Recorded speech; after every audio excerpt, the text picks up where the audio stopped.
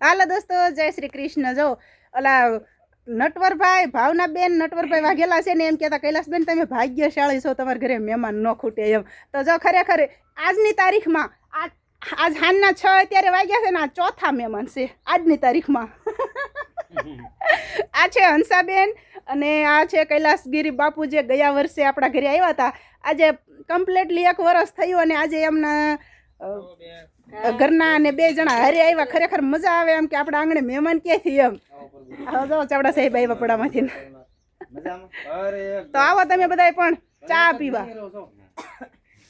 કઈ કહેશો તમે? જય સોમનાથ. જય સોમનાથ. તો તમે આજ પહેલી વાર આવ્યા, તમને કેવું લાગ્યું અહીં આવીને? મજા આવી હો. મજા આવી?